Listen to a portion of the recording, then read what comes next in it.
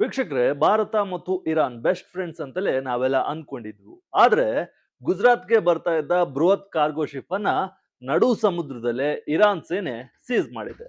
ಅದು ಕೂಡ ಯಾವುದೇ ವಾರ್ನಿಂಗ್ ಕೊಡದೆ ಫೈರಿಂಗ್ ಮಾಡಿ ಸೀಸ್ ಮಾಡಿದೆ. ಅಷ್ಟೇ ಅಲ್ಲ, ಕಳೆದ ವಾರ ಭಾರತದ ಬಾವುಟ ಇದ್ದ 2 ಆಯಿಲ್ ಟ್ಯಾಂಕರ್ಗಳ ಮೇಲೂ ಅಟ್ಯಾಕ್ ಮಾಡಿತ್ತು.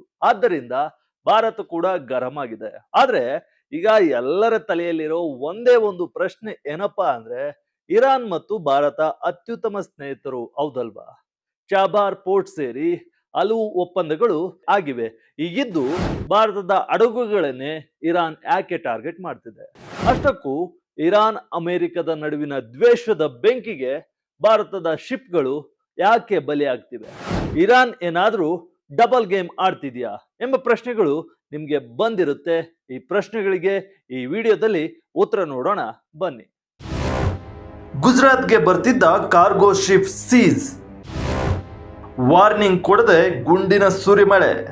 ವೀಕ್ಷಕರೇ, ಮೊದಲು ಬುಧವಾರ ಏನಾಯ್ತು ಅನ್ನೋದನ್ನ ನೋಡೋಣ. United Kingdom maritime trade operations ನೀಡಿರೋ ರಿಪೋರ್ಟ್ ಪ್ರಕಾರ ಬುಧವಾರ ಮುಂಜಾನೆ ಸರಿಯಾಗಿ 7:55 ಸುಮಾರಿಗೆ ಓಮನ್ ನಿಂದ 15 ನಾಟಿಕಲ್ ಮೈಲಿ ದೂರದಲ್ಲಿ ಗಲ್ಫ್ ಸಮುದ್ರದ ಮಾರ್ಗದಲ್ಲಿ ಈ ಘಟನೆ ನಡೆದಿದೆ.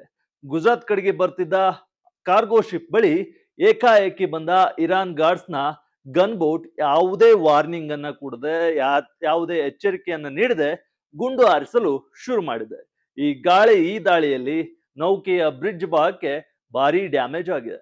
ಅದೃಷ್ಟವಶಾತ್ ಅದರಲ್ಲಿದ್ದ ಸಿಬ್ಬಂದಿ ಸೇಫ್ ಆಗಿದ್ದಾರೆ. ಈ ಶಿಪ್ ಅನ್ನ ಇರಾನ್ ಈಗ ಸಂಪೂರ್ಣವಾಗಿ ವಶಪಡಿಸಿಕೊಂಡಿದೆ, ಅಂದ್ರೆ ಸೀಸ್ ಮಾಡಿದೆ. ಅಂದಾಗೆ ಅಮೆರಿಕದ ಅಧ್ಯಕ್ಷ ಡೊನಾಲ್ಡ್ ಟ್ರಂಪ್ 2 ವಾರಗಳ ತಾತ್ಕಾಲಿಕ ಕದನ ವಿರಾಮ ಘೋಷಣೆ ಮಾಡಿದ ಕೆಲವೇ ಗಂಟೆಗಳಲ್ಲಿ ಇರಾನ್ ಈ ದಾಳಿ ಮಾಡಿದೆ. ಅಂದ್ರೆ ಸೀಸ್ ಫೈರ್ ನ ಎಕ್ಸ್ಟೆಂಡ್ ಮಾಡಿದ ಬಳಿಕ ಈ ಘಟನೆ ನಡೆದಿದೆ. ಈ ಬಗ್ಗೆ ಇರಾನ್ನ ತಸ್ಲಿಂ ನ್ಯೂಸ್ ಏಜೆನ್ಸಿ ತನ್ನದೇ ಆದ ಸಮರ್ಥನೆಯನ್ನು ಕೂಡ ನೀಡಿದೆ. ಕಂಟೈನರ್ ಶಿಪ್ ನಮ್ಮ ಹಲವು ವಾರ್ನಿಂಗ್ ಗಳನ್ನ ಕಡೆಗಣಿಸಿತ್ತು, ಅದಕ್ಕಾಗಿಯೇ ನಾವು ದಾಳಿ ಮಾಡಿದ್ದೇವೆ. ಇದು ಬರೀ ಮ್ಯಾರಿಟೈಮ್ ಕಾನೂನುಗಳ ಜಾರಿ ಅಷ್ಟೇ ಅಂತ ಇರಾನ್ ಸ್ಪಷ್ಟಪಡಿಸಿದೆ. ಶನಿವಾರ ಭಾರತದ ಟ್ಯಾಂಕರ್ಗಳ ಮೇಲೆ ದಾಳಿ, ಇರಾನ್ ವಶದಲ್ಲಿವೆ ಬೃಹತ್ ನೌಕೆಗಳು. ವೀಕ್ಷಕರೇ, ಇದು ಬರೀ ಬುಧವಾರ ನಡೆದ ಒಂದೇ ಒಂದು ಘಟನೆ ಅಲ್ಲ. ಗಲ್ಫ್ ಸಮುದ್ರ ಜಲಸಂಧಿಯಲ್ಲಿ ಅಂದ್ರೆ ಆರ್ಮುಜ್ ಜಲಸಂಧಿಯಲ್ಲಿ ಇರಾನ್ನ IRGCಯ ಈ ಪುಂಡಾಟಿಕೆ ಕಳೆದ ವಾರದಿಂದಲೇ ಶುರುವಾಗಿದೆ. ಇರಾನ್ ಈ ಜಲಸಂಧಿ ತನ್ನ ಸಂಪೂರ್ಣ ಮಿಲಿಟರಿ ಕಂಟ್ರೋಲ್ ನಲ್ಲಿದೆ ಅಂತ ಘೋಷಿಸಿದ ಬಳಿಕ ಅಲ್ಲಿಂದ ಬರುವ ನೌಕೆಗಳಿಗೆ ರೇಡಿಯೋ ವಾರ್ನಿಂಗ್ ಅನ್ನ ಕೊಡಲಾಗಿತ್ತು. ಆದ್ರೆ ಈ ಗದ್ದಲದ ನಡುವೆ ಇರಾಕ್ ನಿಂದ 2 ಮಿಲಿಯನ್ ಬ್ಯಾರೆಲ್ ಕಚ್ಚಾ ತೈಲ ತುಂಬಿಕೊಂಡು ಭಾರತದತ್ತ ಬರ್ತಿದ್ದ ಭಾರತೀಯ ಬಾವುಟದ ಜಗ್ ಅರ್ನವ್ ಮತ್ತು ಸನ್ಮಾರ್ ಎರಾಲ್ಡ್ ಎಂಬ 2 ಆಯಿಲ್ ಟ್ಯಾಂಕರ್ಗಳು ಮೇಲೂ ಇರಾನ್ ಪಡೆಗಳು ಫೈರಿಂಗ್ ಮಾಡಿದ್ವು. ಶನಿವಾರ ಈ ಘಟನೆ ನಡೆದಿತ್ತು. ಸನ್ಮಾರ್ ಎರಾಲ್ಡ್ ಟ್ಯಾಂಕರ್ಗೆ ಸಣ್ಣ ಪುಟ್ಟ ಡ್ಯಾಮೇಜ್ ಕೂಡ ಆಗಿದೆ.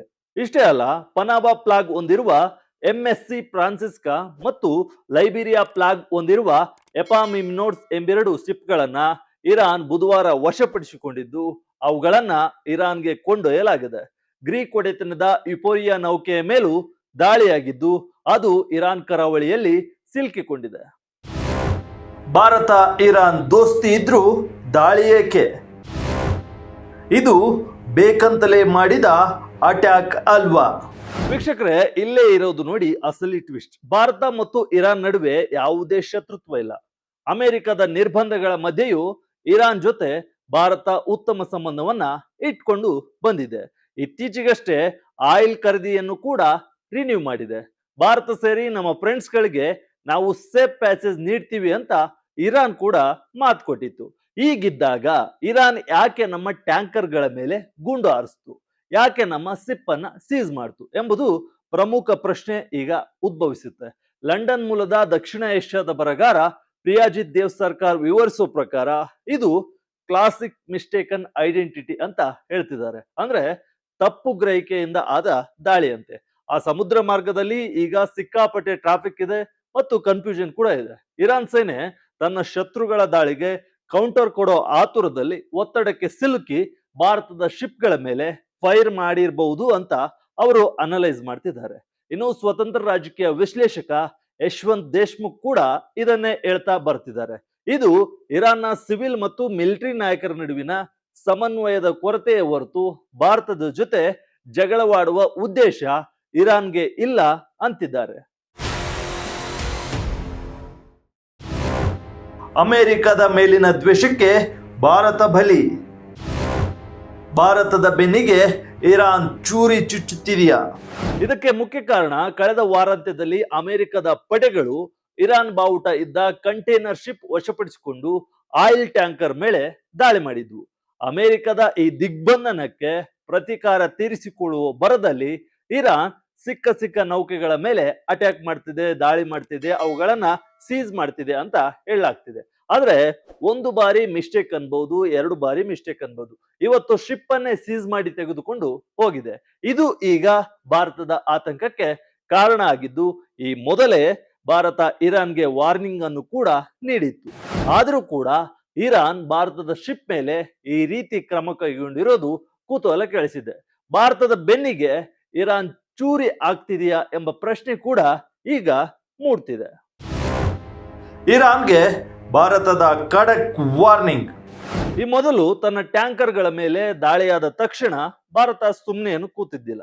ದಿಲ್ಲಿಯಲ್ಲಿರೋ ಇರಾನ್ ರಾಯಭಾರಿ ಮೊಹಮ್ಮದ್ ಪತಾಲಿ ಅವರನ್ನ ವಿದೇಶಾಂಗ ಸಚಿವಾಲಯಕ್ಕೆ ಕರೆಸಿ ಭಾರತ ತನ್ನ ತೀವ್ರ ಕಳವಳವನ್ನ ಮತ್ತು ಆಕ್ರೋಶವನ್ನ ವ್ಯಕ್ತಪಡಿಸಿತ್ತು. ಭಾರತಕ್ಕೆ ಬರೋ ನೌಕೆಗಳಿಗೆ ಯಾವುದೇ ತೊಂದರೆ ಆಗದಂತೆ ಸುರಕ್ಷಿತ ಮಾರ್ಗ ಮಾಡಿಕೊಡ್ಬೇಕು, ವಿನಾಕಾರಣ ನಮ್ಮ ಕಮರ್ಷಿಯಲ್ ಶಿಪ್ಗಳಿಗೆ ಬೆದರಿಕೆ ಹಾಕಿದ್ರೆ ಸುಮ್ಮನಿರಲ್ಲ ಅಂತ ಭಾರತ ಖಡಕ್ ವಾರ್ನಿಂಗ್ ಅನ್ನ, ಎಚ್ಚರಿಕೆಯನ್ನ ನೀಡಿತ್ತು. ಇದರ ನಡುವೆ ಈಗ ಮತ್ತೊಂದು ನೌಕೆಯ ಮೇಲೆ ದಾಳಿ ಮಾಡಿ ಅದನ್ನ ಸೀಸ್ ಮಾಡಿಕೊಂಡು ಎರಡೂ ದೇಶಗಳ ನಡುವೆ ಸಮಸ್ಯೆ ಜಾಸ್ತಿ ಆದಂತೆ ಕಾಣ್ತಿದೆ.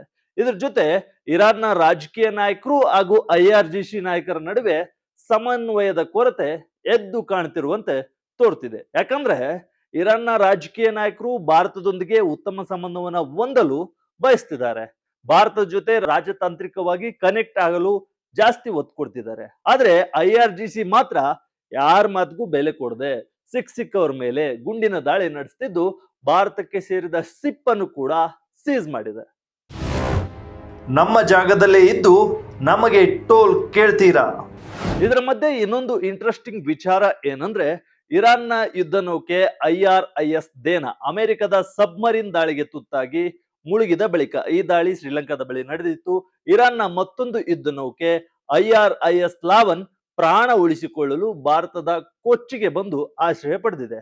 ಅದರಲ್ಲಿದ್ದ 120ಕ್ಕೂ ಹೆಚ್ಚು ಇರಾನ್ ನಾವಿಕರನ್ನ ಸುರಕ್ಷಿತವಾಗಿ ಅವರ ದೇಶಕ್ಕೆ ಕಳುಹಿಸಿ ಉಳಿದ ಸಿಬ್ಬಂದಿಗೆ ಆಶ್ರಯ ಕೊಟ್ಟಿದ್ದು ಇದೇ ಭಾರತ.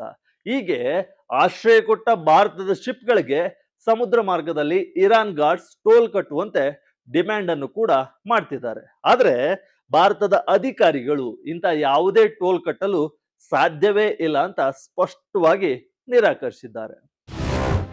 ಭಾರತದ ಆರ್ಥಿಕತೆಗೆ ಮತ್ತೆ ದೊಡ್ಡ ಪೆಟ್ಟು. ವೀಕ್ಷಕರೇ, ಈ ಆರ್ಮುಜ್ ಜಲಸಂಧಿ ಭಾರತದ ಪಾಲಿಗೆ ಜೀವನಾಡಿ ಇದ್ದಂತೆ. ಭಾರತ ತನ್ನ ಅಗತ್ಯದ 85% ತೈಲವನ್ನ ಆಮದು ಮಾಡಿಕೊಳ್ಳುತ್ತೆ. ಅದರಲ್ಲಿ 55-60% ಕಚ್ಚಾ ತೈಲ ಬರೋದು ಇದೇ ಮಧ್ಯಪ್ರಾಚ್ಯದಿಂದ. ಈಗ ಈ ಗಲಾಟೆಯಿಂದಾಗಿ ಗಲ್ಫ್ ನಲ್ಲಿ ಸುಮಾರು 13 ಮಿಲಿಯನ್ ಬ್ಯಾರೆಲ್ ಆಯಿಲ್ ಮತ್ತು ದಿನಕ್ಕೆ 300 ಮಿಲಿಯನ್ ಕ್ಯೂಬಿಕ್ ಮೀಟರ್ LNG ಅನಿಲ ಬ್ಲಾಕ್ ಆಗಿದೆ. ಇದರಿಂದ ಏಷ್ಯಾದಿಂದ ಹಿಡಿದು ಯುರೋಪ್ ವರೆಗಿನ ಆರ್ಥಿಕತೆ ನಡುಗ್ತಿದೆ. ಈ ಜಲಸಂಧಿಯನ್ನ ಮಿಲಿಟರಿ ಕಂಟ್ರೋಲ್ಗೆ ತೆಗೆದುಕೊಂಡ್ರೆ ಎಂತಹ ಅನಾಹುತ ಆಗುತ್ತೆ ಅಂತ ಭಾರತ ಈ ಮೊದಲೇ ಎಚ್ಚರಿಸಿತ್ತು. ಈಗ ಅದೇ ಆಗಿದೆ ಅಂತ ತಜ್ಞರು ವಿವರಣೆಯನ್ನ ನೀಡ್ತಿದ್ದಾರೆ.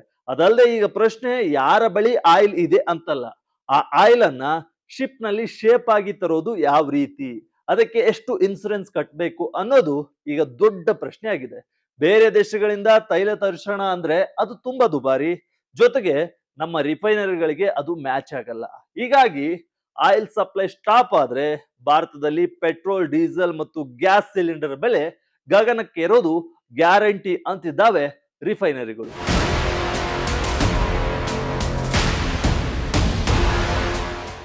ಒಟ್ನಲ್ಲಿ ಅಮೆರಿಕ ಹಾಗೂ ಇರಾನ್ ನಡುವಿನ ಜಿದ್ದಾಜಿದ್ದಿ ಈಗ ಇಡೀ ಪ್ರಪಂಚದ ನಿದ್ದೆಗೆಡಿಸಿದೆ. ಬ್ರಿಟನ್ ಮತ್ತು ಫ್ರಾನ್ಸ್ ಸೇರಿ ಈ ಸಮುದ್ರ ಮಾರ್ಗವನ್ನ ಓಪನ್ ಮಾಡಲು ಟ್ರೈ ಕೂಡ ಮಾಡ್ತಿವೆ.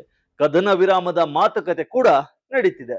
ಇದರ ನಡುವೆ ಇರಾನ್ ಭಾರತ ಸೇರಿ ಹಲವು ಶಿಪ್ಗಳ ಮೇಲೆ ದಾಳಿ ಮಾಡೋದು, ಸೀಸ್ ಮಾಡೋದು ಮಾಡ್ತಿರೋದು ಮತ್ತೊಂದು ಸಮಸ್ಯೆಗೆ ಕಾರಣವಾಗ್ತಿದೆ. ಭಾರತ ಈಗ ಏನ್ ಮಾಡುತ್ತೆ ಎಂಬುದನ್ನ ಕಾದ್ ನೋಡ್ಬೇಕಿದೆ. ಇದು ವಿಜಯ ಕರ್ನಾಟಕ ವಿಶೇಷ. ಇದೇ ರೀತಿಯ ಹೆಚ್ಚಿನ ವಿಡಿಯೋಗಳಿಗಾಗಿ ವಿಜಯ ಕರ್ನಾಟಕ ವೆಬ್ ಅನ್ನ ಫೇಸ್ಬುಕ್, ಯೂಟ್ಯೂಬ್ ಮತ್ತು ಇನ್ಸ್ಟಾಗ್ರಾಮ್ ನಲ್ಲಿ ಫಾಲೋ ಮಾಡಿ. ಧನ್ಯವಾದ.